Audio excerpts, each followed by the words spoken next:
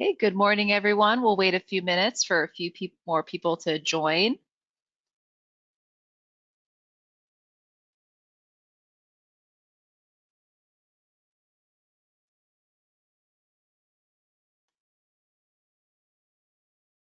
Hopefully everyone can hear the audio all right. If there's any issues with the audio or the visuals, you can please make a note of that in the chat box. We will be monitoring the chat today.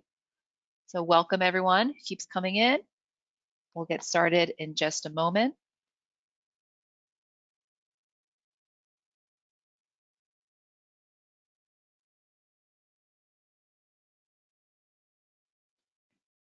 Hey, welcome everyone.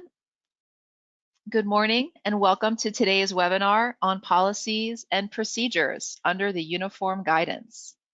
I'm so glad that everyone could join us today to hear about this important presentation about recent updates to the Uniform Guidance that may affect your local policies and procedures and what you can do. I'm Amy Miller, the Federal Grants Administrator for the Governor's Office of Planning and Research, or OPR. And here today to present is Karen Norris from Kanoko Consulting. We are recording today's webinar, and the video and the slide presentation will both be available on the OPR website for you to review or share with your colleagues. Throughout the presentation, please enter any questions you might have in the Questions tab, and we will have time set aside at the end for Q&A. You can also use the chat box if there's any questions coming up about the technicals, any audio or visual issues, we can answer those in the chat. Now, before we get started with Karen's presentation, I'd like to let you know about some of the federal grant resources available on the OPR website. Karen, if you could switch to the next slide. And you can find all trying. Sorry, Amy. No problem. Here we go. Great.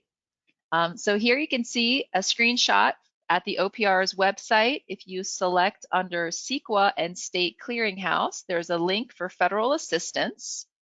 Next. And if you go here, you will find all of our different resources about finding, applying for, managing federal grants. The State Clearinghouse at OPR is California's single point of contact for the intergovernmental review of federal programs. And here you can see highlighted the Applying for Federal Grants link will take you to this page where you'll go to submit your notice of a federal grant application to comply with the Executive Order 12372 on intergovernmental review. And so here is the form where you will submit your notice along with the SF 424 federal grant cover sheet. You can see all of the applications that have been submitted under the Submissions tab. And you can also receive notifications of federal grants applications submitted in your area under the Registration tab. And now here again, you can see there's a link for federal grant resources that will take you to the Library of Information, learning about applying for and managing federal grants. There's also links to the grants pages of every federal agency. And the federal grant resources link is where we will be posting the slides and recordings from today's presentation. And then here you can see selected the federal grants e-list, which hopefully most of you already receive, but if not, you can sign up for it here. This weekly email provides updates on federal grant opportunities, news, trainings, and events. I'd also like to highlight our next webinar will be in September 22nd on grant amendments, also hosted by Karen Norris. And now with that, I'd like to turn things over to our presenter. Karen Norris is a nationally recognized expert in the grants community based in the DC area. She regularly presents at state and national conferences and has provided expert testimony about federal grants to the Maryland General Assembly and the United States Senate Subcommittee on Federal Financial Management. We're very pleased to have her here with us today. So thank you, Karen.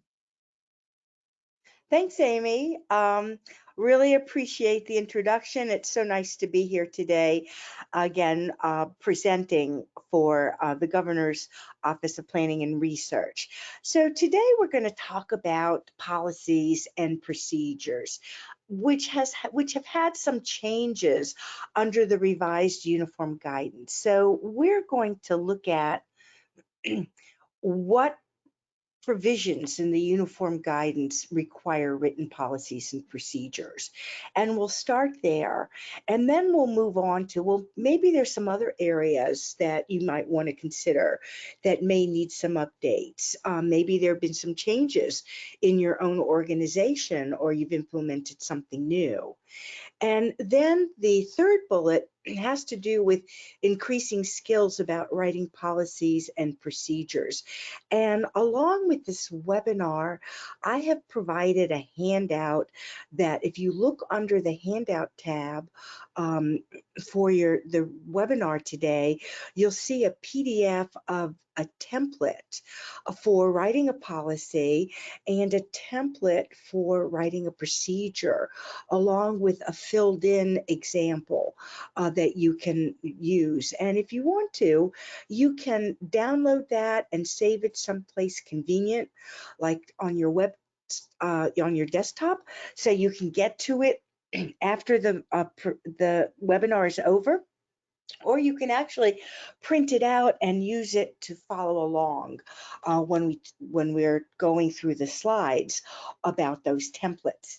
And then lastly, we'll talk about, well, what are some local processes for updating policies and procedures? Where do you start, and what do you look at first, or what should you look at next? So let's continue. So a few words. The uniform guidance requires non-federal entities to have written policies and procedures. It just does. It's a requirement. And it's also part of what they call a system of internal control. That's the basic operating environment for each organization. Who has authority to review, who has authority to sign off on things, what are the step-by-step procedures so employees know what to do, who has who does the monitoring, how does communication take place. So all that is part of a system of internal control, and written policies and procedures are very much part of that. So written policies and procedures give non-federal entities a viable defense in case of a governmental investigation or an audit. You've got an audit finding. So what you want to do is you want to provide reasonable assurance, to an auditor that you're making a good faith effort to comply with requirements. And having written policies and procedures demonstrates that good faith effort. So they provide you with some flexibility. The uniform tells you what must have a written procedure, but they don't tell you how. And so you're able to define how you're going to do things in your organization through your own written policies and procedures. So that's what they do. They allow the organization to define the how, documented in writing, which is important.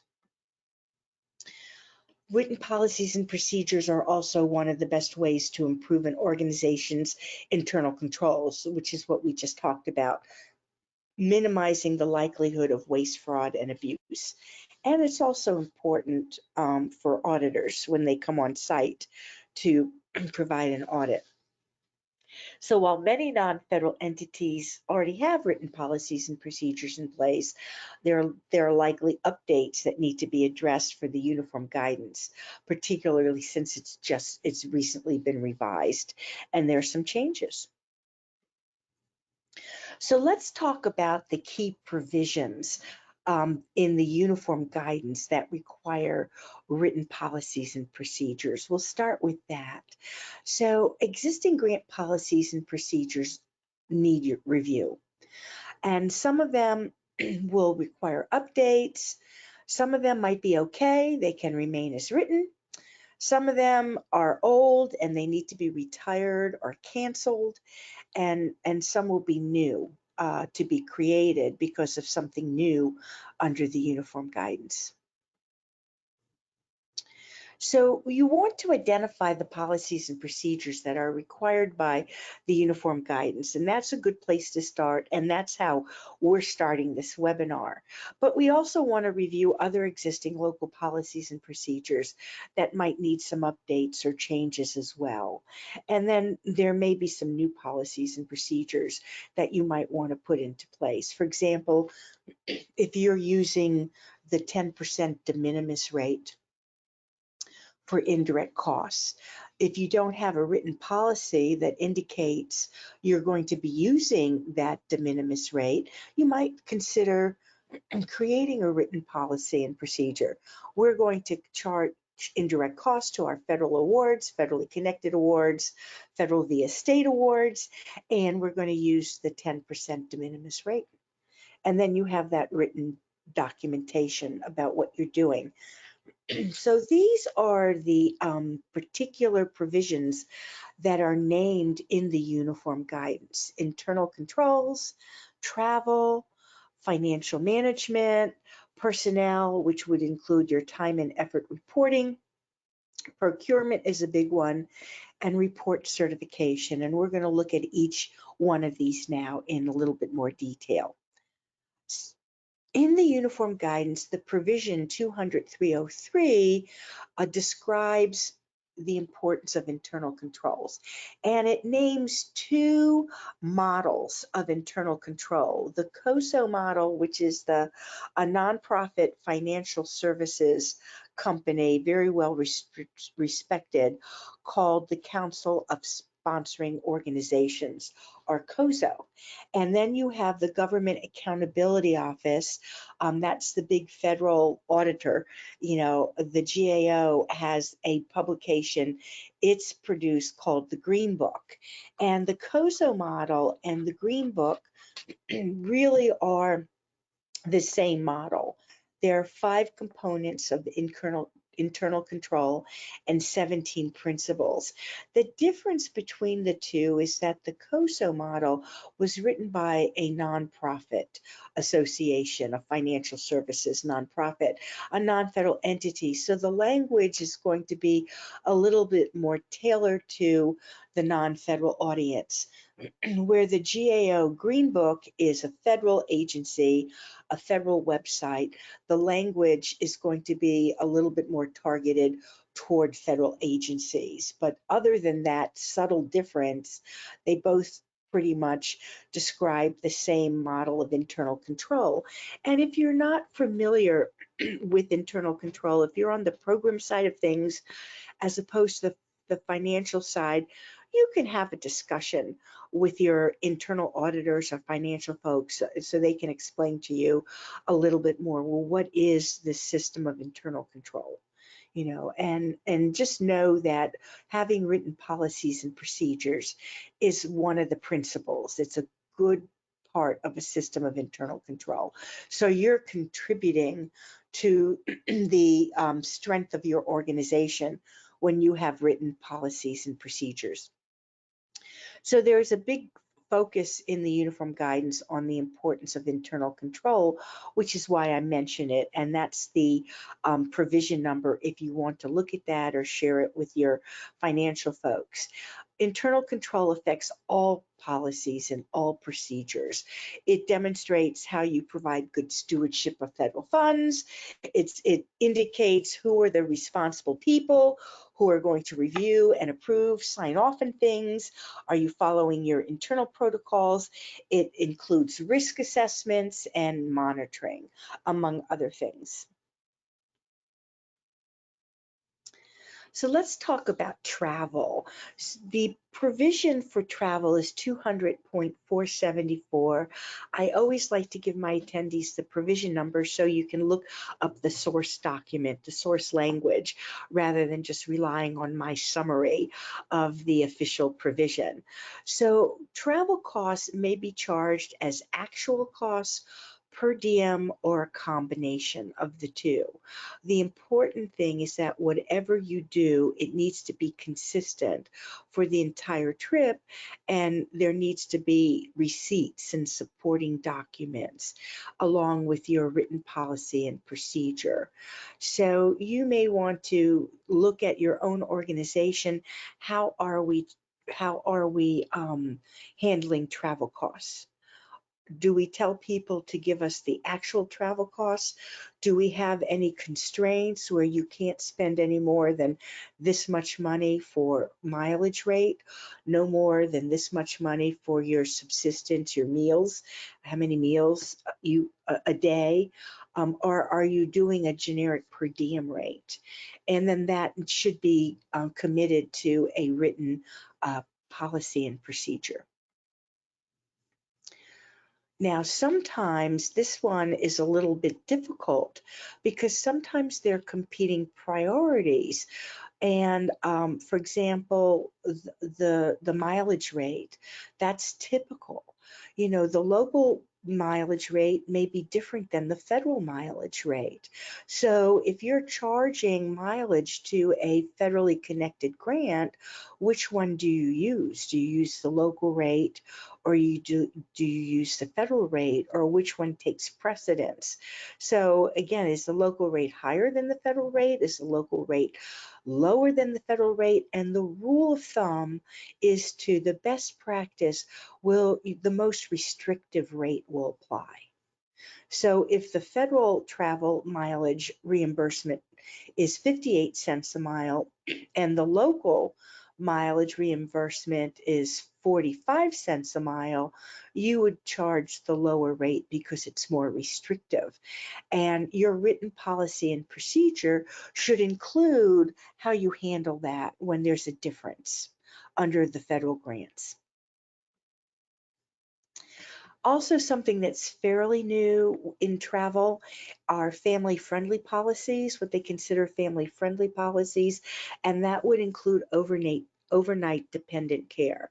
So your regular child care costs are not eligible to be charged to grants. I mean, that's just the cost of like of driving to work every day, and your maintenance on your car, and you have to buy insurance, and if you have small children and you have daycare, you need to pay for that. However, if there is overnight, if there's something unusual, like the employee is being sent to a professional development conference, and that conference is out of the area, which will require an overnight stay, then you can charge the cost of the extended childcare to the federal grant. And you would want to have a written policy and procedures that indicate how you're handling that. And once again, must be consistent with local written travel policies and procedures. The next provision is financial management, and there's 200-302. The local financial management system must be able to identify awards by the assistance listing number, which was the old CFDA number. The FAIN is the federal award information number, your award number. What's the award number? What's the year? Now, if you're a subrecipient and you're receiving a subaward through your pass-through entity, then you would probably need to identify the original federal award to the pass-through entity plus the pass-through award number, subaward number to the subrecipient. And you would need the name of the awarding agency and the name of the pass-through agency as well, if that's appropriate, and any upcoming data standards or requirements. By the way, we will accept questions. You just put them in the chat box if we're going as we go along. We will have a Q&A period at the end of the slide presentation. So we'll get to all of your questions. So for financial management, written policies must also cover the allowability of costs and the cost principles. What cost is allowable? What cost is unallowable? Now, there's actually three sets of cost principles that are associated with the uniform guidance. Everyone knows that the uniform guidance has cost principles, and they are found under subpart E of the uniform guidance. That's Title II of the Code of Federal Regulations, Part 200. So we have the uniform guidance cost principles under subpart E. Then there is an exception for hospitals. Hospitals follow the uniform guidance, but they don't follow the uniform guidance cost principles. They follow the HHS cost principles, Health and Human Services, which are located at Title 45 of the CFR Part 75. And then there are the FAR, the Federal Acquisition Regulation cost principles. So if there's a procurement contract under a grant, and there usually is, what is the recipient going to do? Our subrecipient, when they receive an award, they're going to spend the money. They're going to hire people and they're going to buy things. They're going to buy supplies. They're going to buy computer equipment, maybe fire trucks, depending on the type of grant it is. So it is possible when there is a procurement contract underneath or within a grant, you could use the Federal Acquisition Regulation cost principles rather than the Uniform Guidance cost principles. That's not a must, that's a may. You may use the FAR cost principles instead of the Uniform Guidance. So the FAR is at Title 48 of the Code of Federal Regulations, Part 31.2, and you would want your financial management policy to indicate that there are three different sets of cost principles, and you're basically just going to use the uniform guidance unless you're working with a hospital. You may or may not want to include the FAR cost principles as well. Many for-profits are who deliver goods and services that you order under grants are more familiar with the FAR rather than the uniform guidance. So your contractors, your vendors may prefer the FAR, but that means for the um, grantee, it means another set of cost principles that you have to keep track of. So that would be a good discussion to have with your grant teams after the webinar to decide, well, what do we want to do and how should we write it up? Personnel and time and effort reporting is a biggie because there are a lot of audit findings related to timesheets and timekeeping, and is this individual working 100% on a grant, or is this an individual working 50% on the grant and 50% not on the grant? So there are issues with time and effort reporting. So you would want, under this type of written policy and procedure, the uniform guidance would like non-federal entities to indicate how they hire. How do they hire staff for grants? Do you conform that should be conformed? Should you conform to your HR policies and equal opportunity, equal employment opportunity requirements? Or do you just want to appoint someone to the grant? So that would be, you would need to man, I guess define that would be the better term. A lot of non-federal entities will name people in the proposals who they want to serve as the project director once the grant is awarded. And when the grant is awarded, they just want to put that person in the slot. Well, does that conform to your HR policy?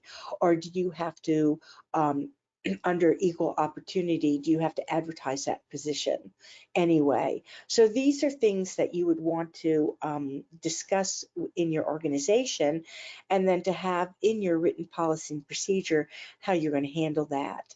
That's the first issue with time and effort reporting.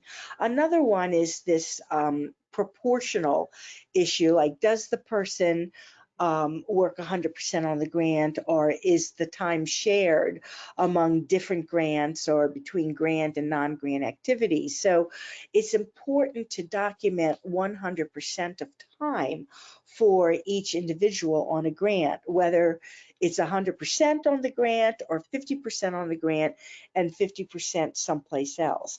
You need to document 100% of their time, no matter how they ration out the time they work on different activities. You also have to indicate how you're going to handle cost sharing or matching requirements. You know, is the individual who's working on the grant, are they charging their salary to the grant, or are they donating their time to the grant? So you would want to indicate that.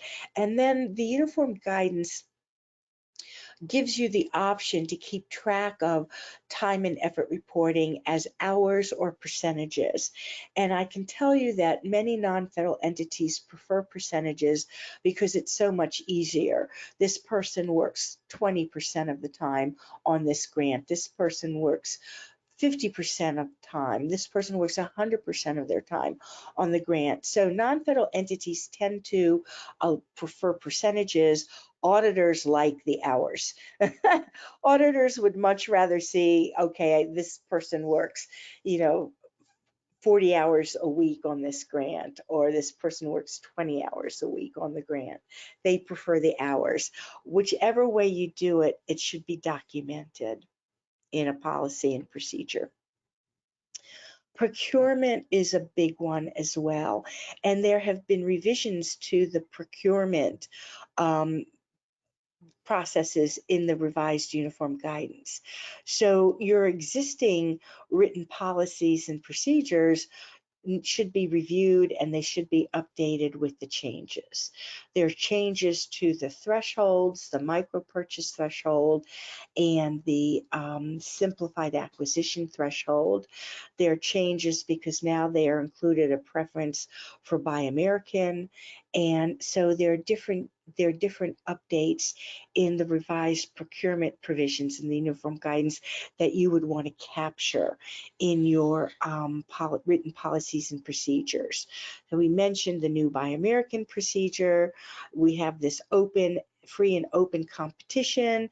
So can you put someone on retainer, and how long would you keep them on retainer before you'd have to recompete the contract? All that is okay, but you would need to spell it out. And then, as we said, the methods of procurement are new. The revised uniform guidance has split procurement into two basic categories. There's informal methods of procurement where you don't need a bid process. You can just have price quotes, or the micro purchase, you can just go out and buy. You don't even need price quotes. So there are informal methods of procurement, and then there are the formal methods of procurement, which require a competitive bid or a sealed bid. So you would want to make sure that your procurement policy and procedures updated to include that type of language. Report certification is not greatly revised, but it's important to mention that when there is a report, a financial report, a progress report, and those reports, a procurement report, who's signing? Who is in authority, who's able to sign the reports and certify that the reports are accurate? So it needs to be an authorized organizational representative, which may or may not be the project director, depending on your organization. And then the certification, the language includes personal responsibility, not just institutional responsibility. So the officer, the authorized representative, organizational official who's signing these reports is certifying that the report is true and accurate to the best of their knowledge in their role as vice president or CFO or CEO of the organization, but it also includes some language that makes them personally responsible. And in the provision at 200.415, they actually have a phrase that they want to see printed on each form. So you would want to make sure that you check that particular provision, that you see what the requirements are, what type of liability does the person have, both personal and professional, when they sign the report for the accuracy of that report. You may want to have your auditors and general counsel look at that, and you may want to have a written policy and procedure about it for review and signature, so that once the signing official signs the report, they know that that report has gone through enough people's eyes and hands who've reviewed it, so we know that it's accurate before they sign off on it, because there are such stringent requirements regarding professional and personal responsibility on report certification. So that's what the uniform guidance requires. And at minimum, you would want to make sure that, and when you're looking at your local policies and procedures, what do I already have and what am I going to need to get? You would want to make sure that you have a local policy and procedure for each of those uniform guidance requirements. Now, what are some other areas? What else maybe would be a good idea to have written policies and procedures? So risk assessments is a really good one because it's mentioned so much in the uniform guidance. It's part of a system of internal control, whether you receive federally connected funds or not. It's just a part of internal control, and it's just an important way to conduct business. Audit is always governed by risk assessments. The higher the risk, the greater the likelihood there's going to be problems. There's going to be waste, fraud, and abuse, or just um, improper payments. Oh, I didn't know I was supposed to keep my receipt in order to be reimbursed. I didn't know I was supposed to ask for prior written approval before I made an amendment or before I purchased that equipment. I didn't know, but it's still a mistake. So the higher the risk, the greater the likelihood there are going to be problems, some findings, and you want to work toward lowering the likelihood of having audit findings and having funds disallowed, because that's always a hardship to have to pay back a disallowance. So what should the policy include? Well, you might want to say we have a risk assessment checklist or matrix that we use. And if you do, great. And if you don't, that might be something your organization might want to think about.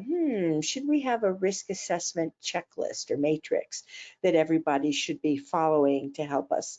What are some of the indicators of risk? Are we doing monitoring pre and post award? Are we correcting our deficiencies once we get an audit finding? What do we do? Do we address them? Do we correct whatever the finding was? And how quickly do we do that? We want to make sure we get all the corrections done before the next audit takes place. Because now the auditors are going to note, oh, you had this finding last year and it's still open, you haven't fixed it. That's going to be a ding against you on the new audit. So you want to look at, well, what do we do when we find out we have an audit finding? How do we go about correcting them, and how quickly do we want to get them corrected? You want to have expectations of your partners or any contractors that you're hiring as part of the grant. That they have to demonstrate good stewardship of funds, and you have the right to check them out. And then determinations from an awarding from an awarding agency perspective. If you're for the federal awarding agency or for the state pass-through awarding agencies, once they look at pre-award risk during the pre-award process, where applicants have submitted their proposals and the awarding agencies, pass through or federal, are deciding whether or not to make an award to a particular applicant, they're going to make a determination. Are they going to deny the award, or are they going to make the award based on risk? They're not only scoring the proposal and looking at the merit review of the proposal, but they're looking at the risk review of the applicant as well. And if an awarding agency denies a proposal based on poor risk, they're going to have to enter that non-federal entity into the FAPIS database.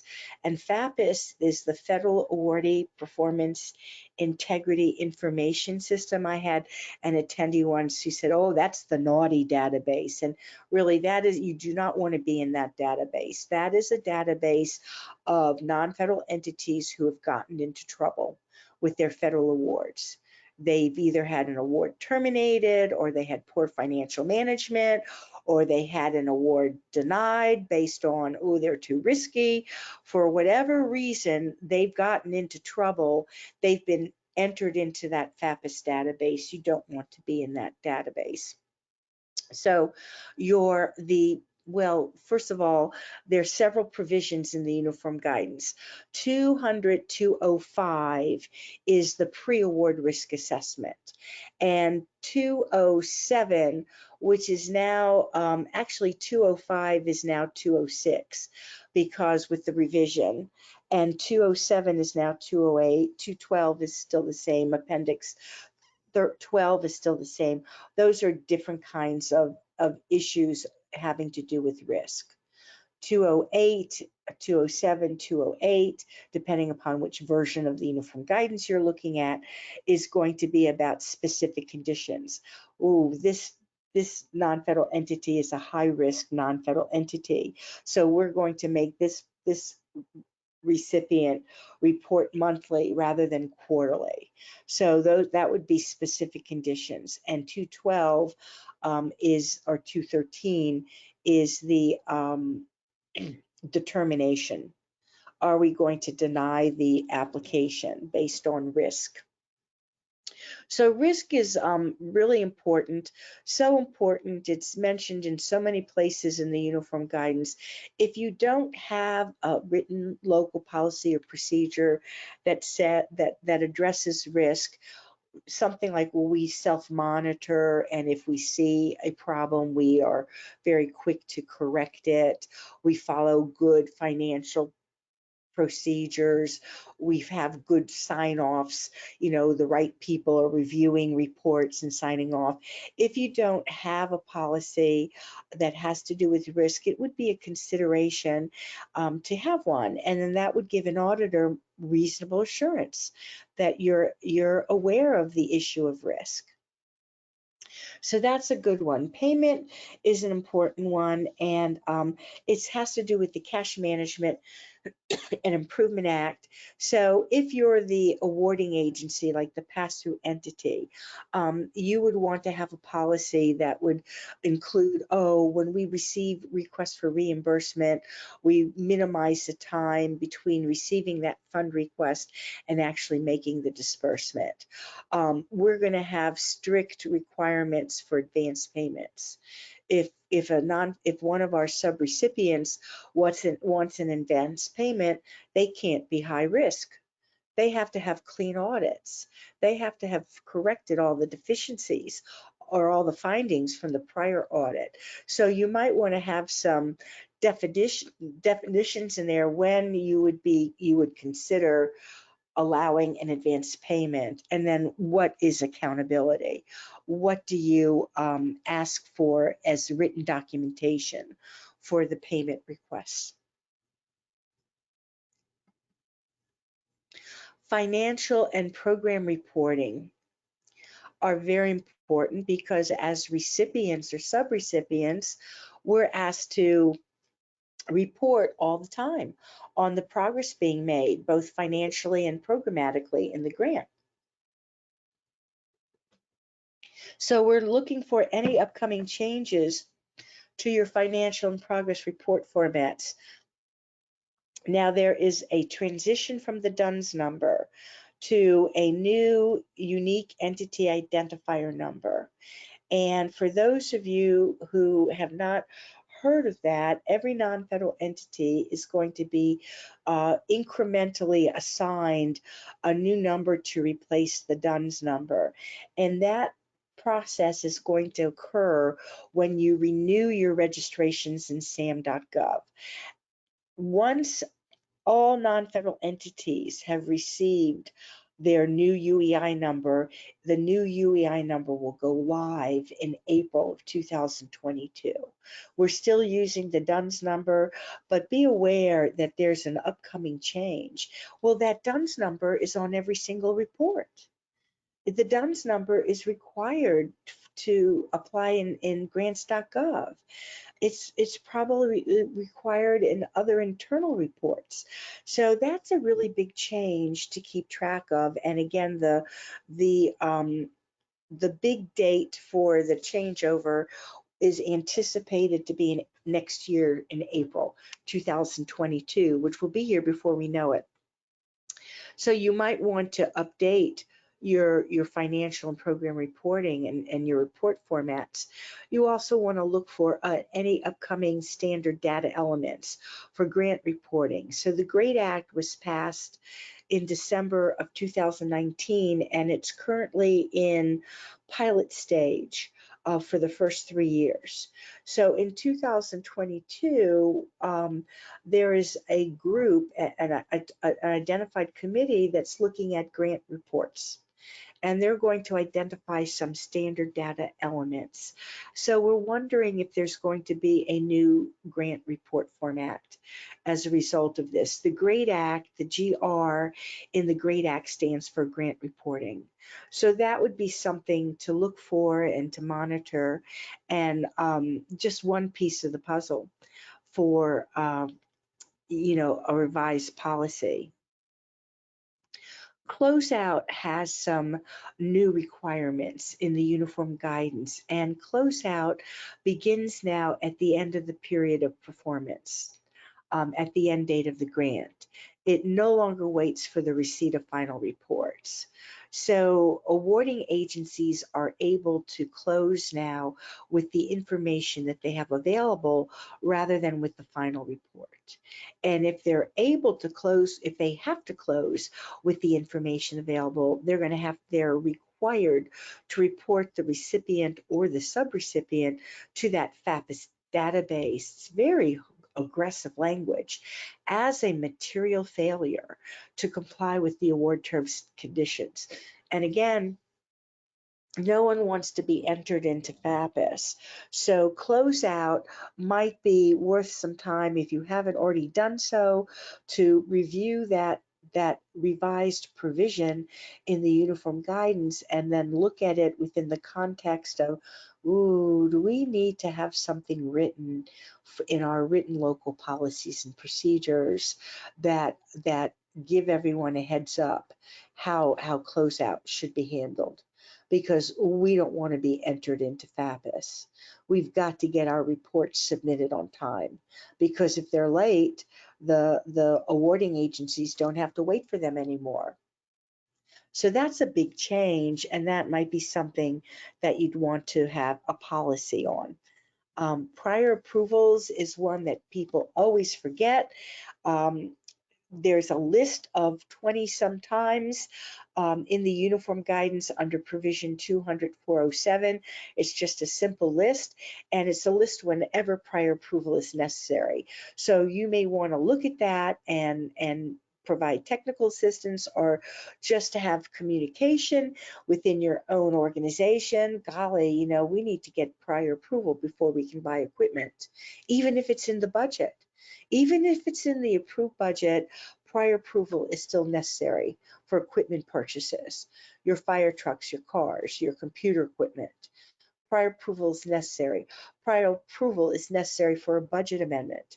So, should you have a written local policy and procedure for staff to follow that lists, don't forget about this prior approval, because if you forget it, you can have an audit finding and a disallowance of funds, which we want to avoid. So we want to list when the prior approval is necessary, and the procedure could include technical assistance to raise awareness. How do you inform people within your own organization about the necessary um, practice of prior approval on certain things? And what do you do if prior approval was skipped?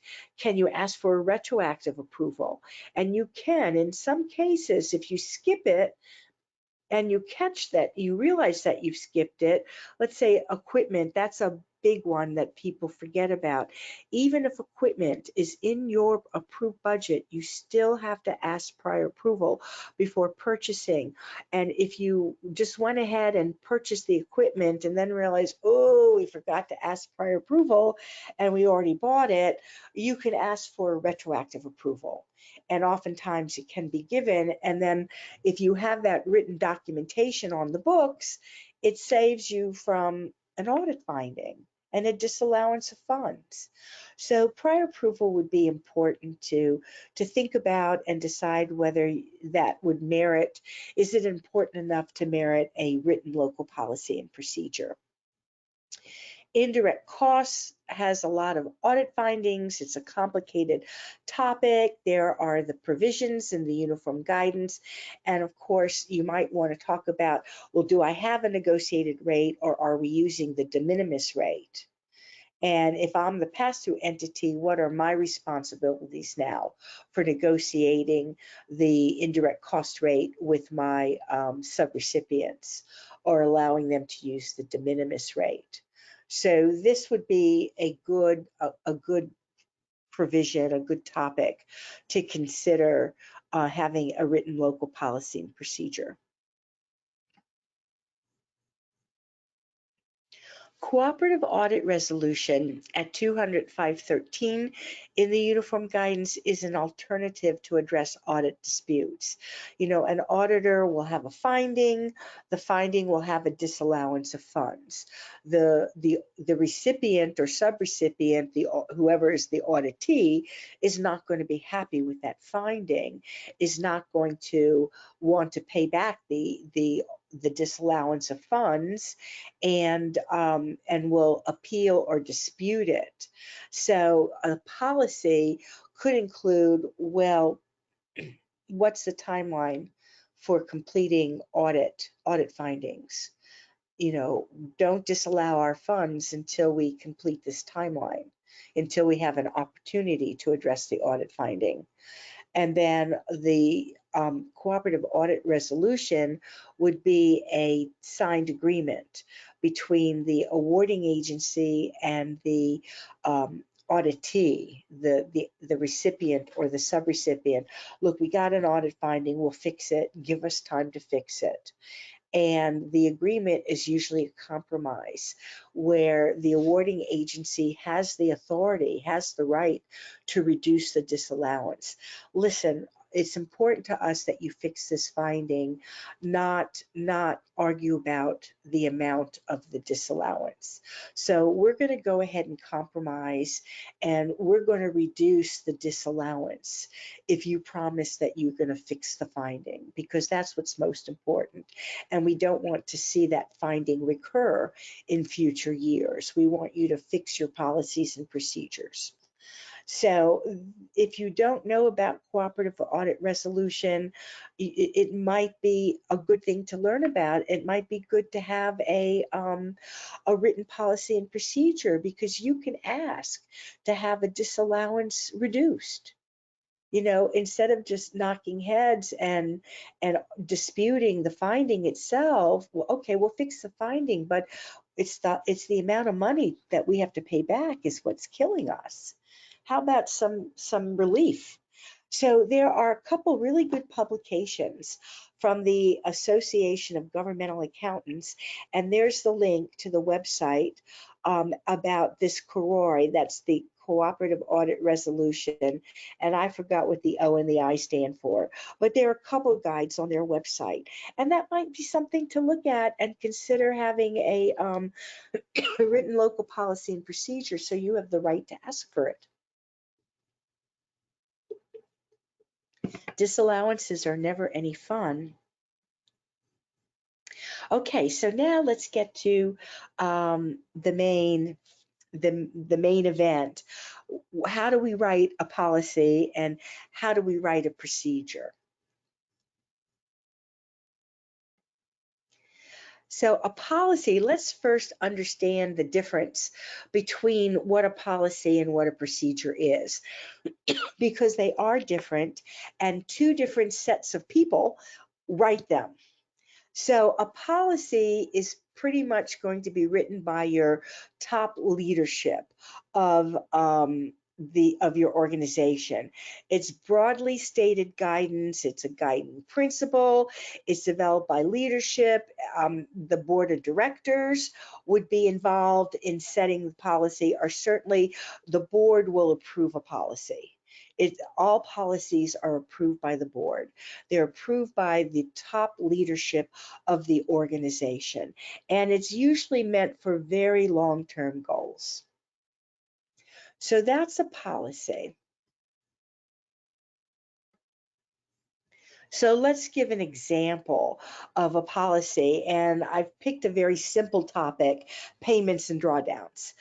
So we want to know whether requests are made within the required timeframes. Does the organization hold funds for an extended period of time? Or no, we will reimburse the funds within 15 days of the request, or within 30 days of the request. Or no, you've got an audit finding that you need to fix. You have a report that's way past due. We're just going to hold the reimbursement, the funds on your reimbursement request until you submit that missing report. So if you do things like that, that has to be documented about why and how and for how long. Is the organization in compliance with the Cash Management Improvement Act? You want to make sure that whatever you do, you remain in compliance with federal and state regulations. And is the organization in compliance with the uniform guidance? So that's the provision on payments and drawdowns. So here is a template. Now it's hard to see the whole template on the slides because each slide has a piece of the template. So that's why I created that Word document that we put into a PDF and for you to refer to. So you can see what the full template looks like on one page, or what the policy looks like. And you're welcome to continue using the format that's already in place within your own organizations, or if you happen to like the templates that I provided you, I just kind of compiled best practices from many agencies that I've worked with. So you're welcome to use the policy template that I am providing you today. So the first thing for a written policy is you want to say, well, this is the purpose of the policy. Define why you need a policy. Why are we writing it? So here is the example that had to do with the advanced payments.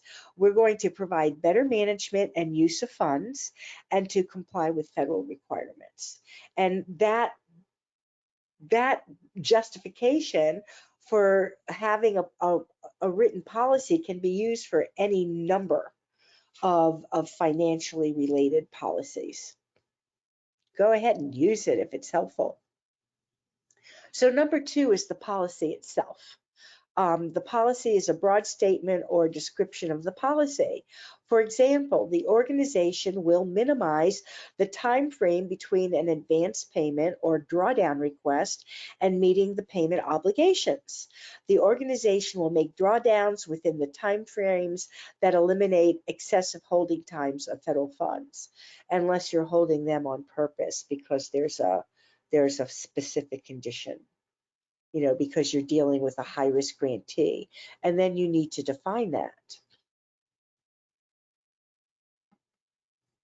And what's the authority? Well, you're going to include the organization's authority and include the federal citation. For example, any kind of an organizational statement about sound financial management will do. At ABC Foundation, we work towards sound financial management as part of our system of internal control. Or we're also complying with the Uniform Guidance Provision 200-305 if you're writing about advanced payments. So you want to have the authority that you're basing the policy on. And then lastly, you're going to have an authorized signature and an effective date. It's very important to have the date signed next to the signature because that lets you know how old the policy is. In years following, you may want to look back and say, that's an old policy.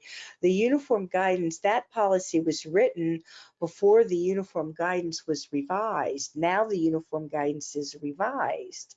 So we better update the policy.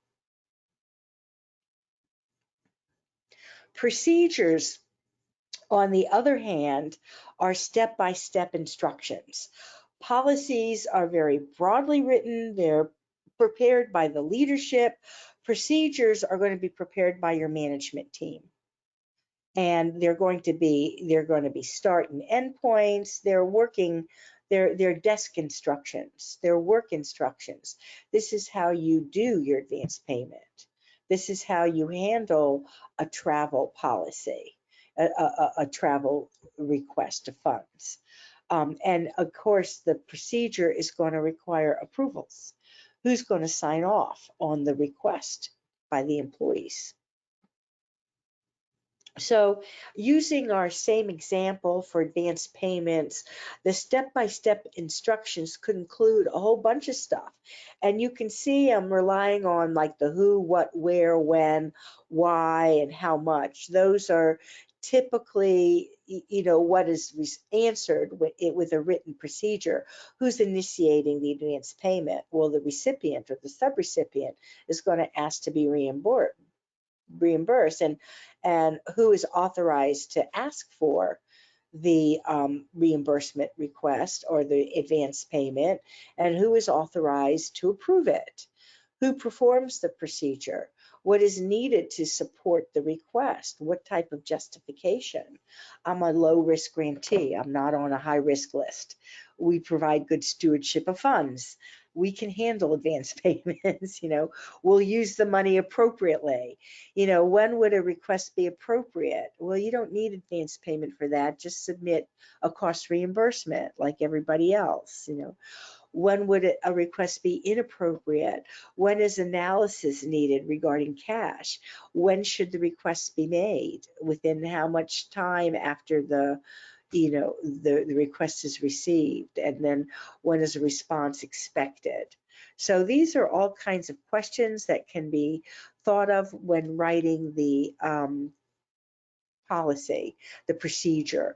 Let's look at another topic for travel. So this procedure might include, well, what do you need in order to pay for travel? Do you need to see reservations? Do you need to see airline tickets? Do you need to see conference registrations? What is required in order to pay travel? And then when will the reimbursement be made? Will it be made in advance before the travel is made, or do you want to see proof of the travel before the payment is made? I worked for a non-federal and an institution of higher ed, and And people were always going off to these professional development conferences, and sometimes people would take advantage, particularly if the conference was in a nice location like Hawaii, right?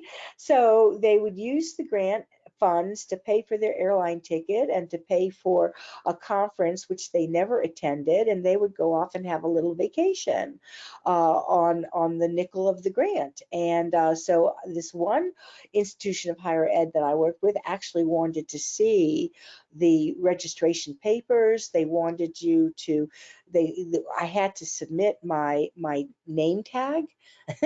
Should at least I went up to the registration table inside. I had to submit the name tag. I had to submit the plastic holder, any little badges. I had to submit a copy of the conference book and list what different sessions I attended. I mean, they were not going to pay my travel reimbursement just because I had a plane reservation and a hotel, and a reservation. They wanted to make sure that I actually attended the conference. So what supporting documents are needed, how and when and how a request submitted, who authorizes the travel request, and what happens again if the local rates differ from the federal rates. How are you going to handle that difference? And it's usually the most restrictive requirement would apply. And so now let's get to the template. The procedure template is going to be longer than the policy template. It's more detailed by the very nature because it's step by step instructions. So we start off the same way with a purpose. Why is the procedure being written? And here's an example using our advanced payment example. The purpose of this procedure is to describe the steps needed to complete an advance payment or drawdown request. And then it's always going to refer to the policy. It supports the advance payment policy, and you can have maybe your organization numbers your policy number 101-2 and the date, and it aligns with federal regulations. You may also want to say, because we're working within a state, it aligns with federal and state regulations. Then again, like the policy template, you want to right away say, and this is the authority. So you want to include the organization's policy number. That's the authority. We have a travel policy. We have an advance payment policy, and or you're going to insert a federal or state citation. So here's the example. Refer to the advance payment policy number and date based on the Uniform Guidance 200-305, or based on the annotated code of the state of California, whatever that provision number is. But you would want to base your policies and your procedures on some statute, on some authoritative source. What is the authority that allows you to make these demands? And now the policy, the procedures should include, well, who's involved? What staff is involved? And who's responsible for signing off? Whether it's the project director, the director of accounting, the subrecipient project director, the federal program officer, the pass-through entity program officer, whoever is involved, it should be defined in that written procedure. A lot of procedures will include definitions, whatever term is included in the procedure. So for advance payment, this is the definition of advance payment. This is a definition of a cost reimbursement. This is what a drawdown request looks like. This is a letter of credit. Whatever vocabulary is specific.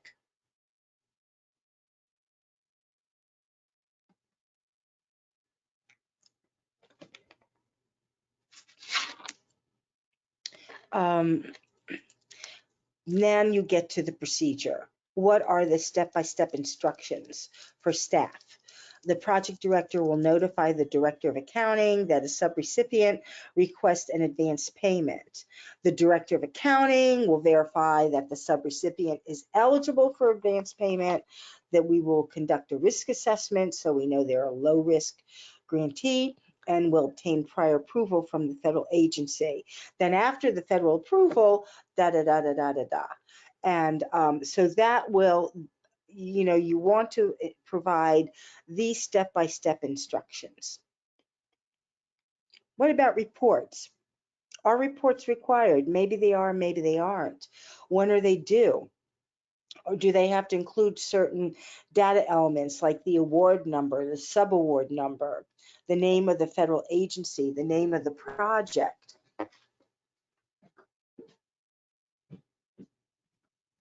So that would be, sorry guys for the hesitation.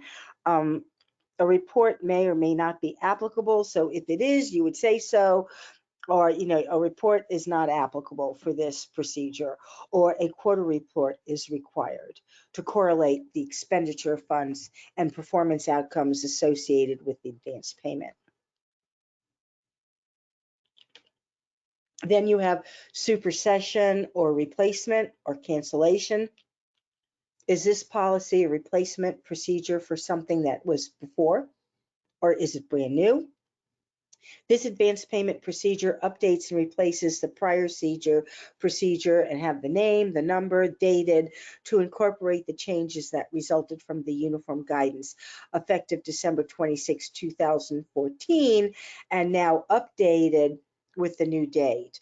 The revised uniform guidance was effective November 12th, 2020. So you could either use that, or you could use the date that you're actually updating the policy and the procedure. Who's maintaining this procedure? Who's responsible? What organizational unit within the non-federal entity? Who are the responsible people who develop the procedure, who are going to be responsible for making sure it always remains current? And then with the effective date and how would it be communicated to the organization. We'll send out an e-blast, a blast email to all the project managers. We'll post it on our intranet. We have it in a policy book, whatever you do. And then of course, you want a signature of an authorized individual and an approving official on the new procedures template, with the date, or if it was retired. And then lastly, the distribution list. Who's going to get it internally? Does anybody get it externally? For example, you may have some subrecipients who need to get a copy of it. You may have partners who need to know what that particular policy is. So the language is very important in both the policy and the procedure. And I'm hoping that these two templates that are provided give you some ideas on how to update your own written local policies and procedures. So what process should you follow? There are different strategies. What should I update? Well, you can look at the last date. You can look at the last time the procedure was updated. And whoa, this procedure hasn't been updated for 10 years. Maybe we ought to look at it, or this procedure has a lot of impact because we've just gotten this big grant. So we better update this procedure. Or we have a pending award. If we get it, we're going to need new procedures for that particular award. Some organizations look at their audit findings. Usually when there's an audit finding, there's a finding about a particular problem, but it also means that something fell through the cracks. How did that audit finding happen? Did someone not sign off on something that they should have signed off on?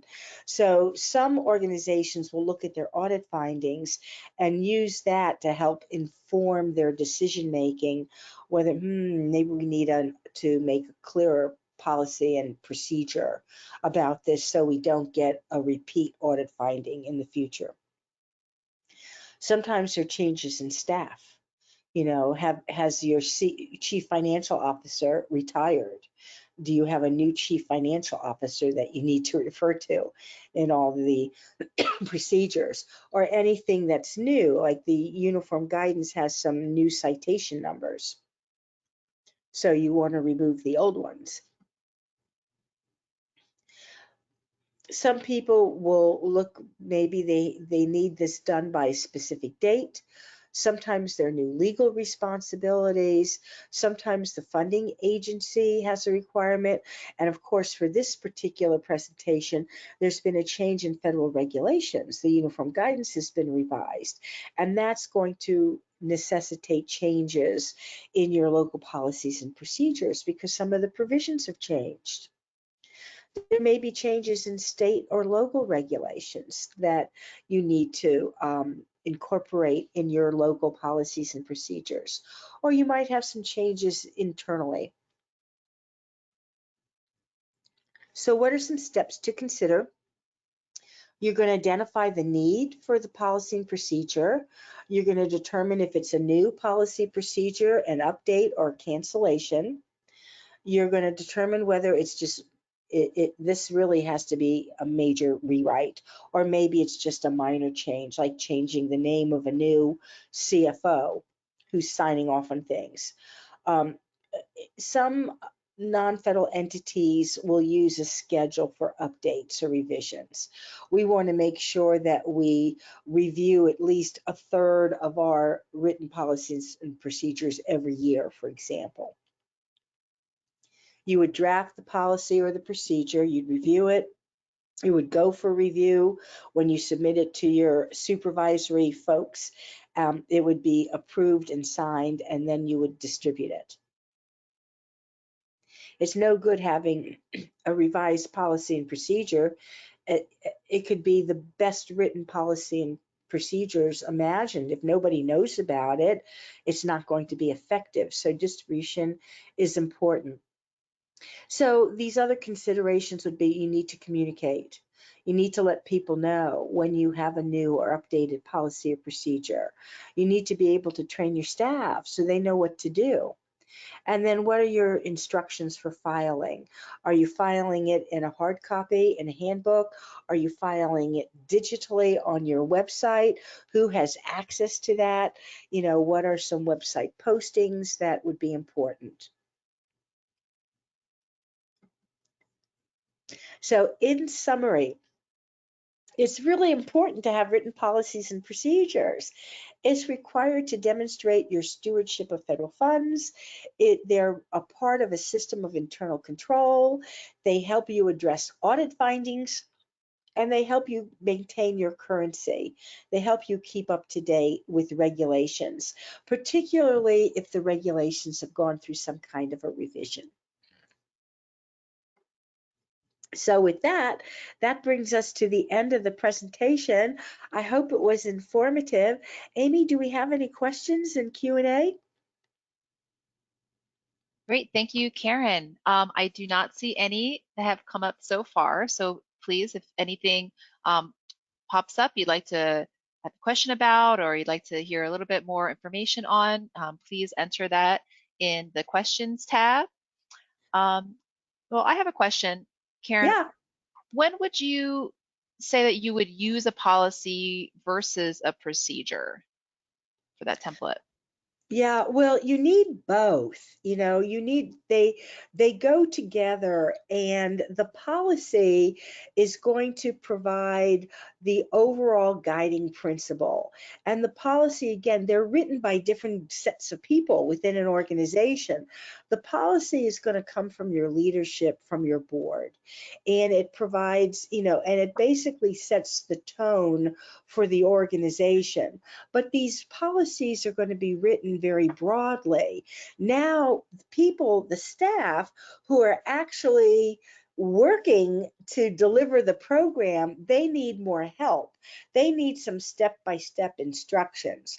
Okay, how do I order something? What is our procurement policy? How do I arrange for travel? what are the procedures that I'm supposed to follow? So your procedures, Amy, will be written by your managers. It will be written by staff who are actually working within, your managerial staff for your employees so they know what to do. I hope that does that clarify a little bit. One is more procedural in nature than the other. Right. And so you would need to have both going together. Mhm. Yeah, you would need to have both. And whatever procedure is written, the procedure should refer to the policy that was created first. Great. Well, I don't see any other questions coming up, so maybe we'll move forward. And if anything Okay. does come up, um, everyone here is welcome to contact us. So I think we have a few more slides, Yeah, a including couple our more contact slides info. while you're still thinking. That was a good question, by the way, Amy. Thanks for that. So I just want to remind everyone, here's my friendly disclaimer, that this presentation is intended to provide general information and does not constitute legal or financial advice. Please consult with your legal and financial advisors back in your organizations.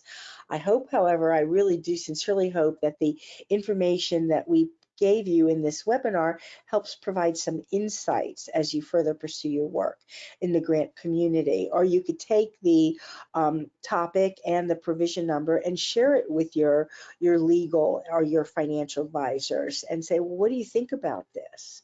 Do we need more policies? Do we need a written policy for procurement? Do we need a written policy for internal indirect costs? What do you think? So we hope that it's been helpful in that way. And again, here's some contact information. The state of California has done just a wonderful job in providing you with a website that's full of resources and links to important information. And to get to that website too, for the Office of Planning and Research, there's the website. And again, there is Amy's contact information. She's the federal grant administrator for the state. And if you have a question for her, there's her direct email right there. Thank you, Amy, for providing that. And Thank then you. here's my contact information. If you start to share some of the information that we discussed today with your grant teams, and then, oh, what did Karen say about this? I can't quite remember. I'm not sure I have this right. You can email me, and there's my contact information. If I receive any emails, and I do, not frequently, but every now and then I do, I always copy Amy so she's aware. And then I'll be happy to answer if I possibly can. Again, I can't give you financial or legal advice, but I can help provide some additional explanatory information if necessary. So with that, Great. that brings us to the end of our slides. Amy, is there, oops, Okay. let's go back. I just wanted to double check. So a Yeah. black screen is a big clue, right? So Amy, Great. is there anything else you'd like to say? Yeah, I think we'll just close out by thanking everyone for listening today, and hopefully you learned something new. You can pass along to your colleagues as well. Again, we have recorded today's webinar, and it will be posted on the OPR YouTube page. So you can hopefully find that through the OPR's homepage as well. And all of the slides should be posted now, actually, on our federal grants resources page under events and trainings. And again, I'd also invite you all to join our e-list weekly email newsletter. And that is where you will find the registration for our next webinar, which will not be until September. So we'll see you after the summer, September 22nd. And that one is going to be also hosted by Karen and will be about grant amendments. So another important topic. Hope to see you all then as well. Enjoy the rest of your day. Bye, everyone. Bye, everyone. Thanks for listening.